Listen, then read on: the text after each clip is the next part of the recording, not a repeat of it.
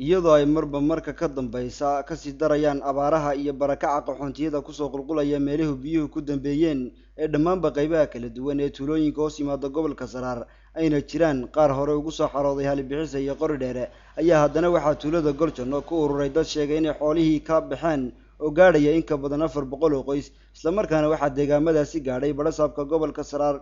Professor Ibrahim Xaaji Xasan Cali iyo wafdi ballaaran oo hogaaminayo kuwaas oo ay ka mid yihiin guddoonka waxbarashada gobolka Saraar Salabaan Cali Dhawaaq iyo xogayaha fulinta gobolka Saraar Awil Axmed Dereeye iyo cuqaalaad tiro badan kuwaas oo u kuurgalayay xaaladda dhabta ee ka taagan jiidahaasi waxaanay goobahaasi ku arkeen dad aad u tabaalaysan kuwaas oo u sheegeen inay wixii taakula ay si degdeg ah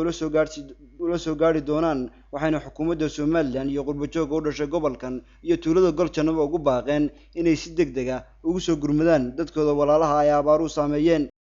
magaalada Goljono la yiraahdo gobolka Saraar ka tirsan waliba degmada Walidaad bay ka sii tirsan tahay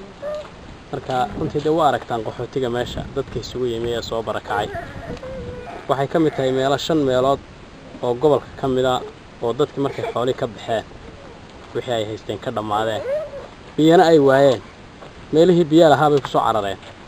marka waxay ahayd ceel biyo labay meeshu lahayd iyada lafteeda biyihii iminka waa gabaabsi oo 5% waa ka sii yar yihiin hadda ceelkan u dul tagnayo ceelka inta lagu dhaadhacaaba ayaa la soo dhuraya marka runtii iyagu biyo ay ku ogaayeen marka saawgeed bay Waridaad iyo Garhka iyo Barkada Cali Xirsi iyo Balaaris iyo ay meelahan oo dhan uga soo urureen halkan isugu yimaadeen marka waxaanu ka baqaynaa halkan biyo la'aan inay kala kulanto xaalad adag ay soo wajahdo marka runtii waxaanu ka rajaynaynaa xukuumadda iyo hay'adaha iyo samafalka iyo dadka baacmisharka iyo wixii damqanaya runtii xaq ifiya xaq aakhiraba u damqanaya inay u soo gurmadaan oo wixii ay tari karaan ay taraan baanu ka codsanaynaa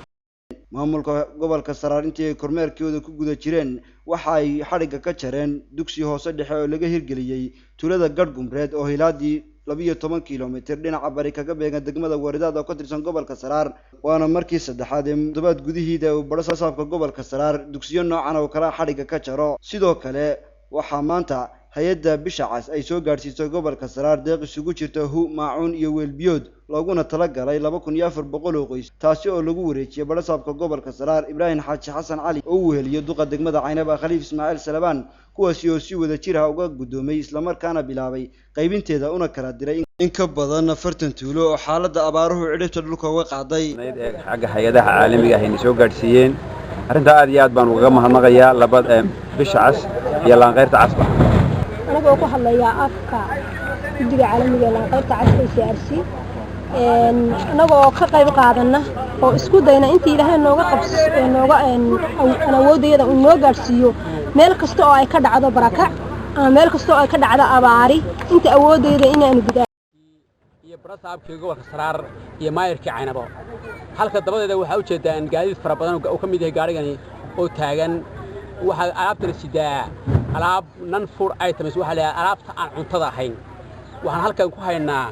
alaab ay ka kooban 2500 oo qoys dhanka kale ururka iskooda ayaa isna maanta gaadhay Halibixis oo ah goobtii ugu horeysay ee ay dad ku soo barakacaan waxaanay sheegeen inay ka samayn doonaan mashaariic fara badan oo ay ka mid yihiin taangiyo biyo suuliyo iyo ceelka Halibixisay oo ay deer ku samayn doonaan kuwaasi oo ay si wada jir ah u fulin doonaan ururka iskooda UNICEF iyo wasaaradda macdanta iyo biyaha Soomaaliland waxayna intaasi ku dareen inay mashaariic noocan oo kale ah ka soo fuliyeen deegaamo badan oo ka tirsan gobolka Saraar sida Waridaad Wadaamago Xood iyo Garhgumreed kuwaasi oo ay ka dhiseen riigag ururka iskooda ayaa ah mid ka shaqeeya horumarinta iyo gargaaridda dadka tabaalaysan dhammaanba arrimahan waxay ku soo beegmayaan xilli si weyn looga dhul sugayo raxmadda Eebe ayna jiraan daruuro dhul heehaabaya gobolka Saraar Maxamed Aadan Dirir telefishinka caalamiga ee Somali Channel Caynaba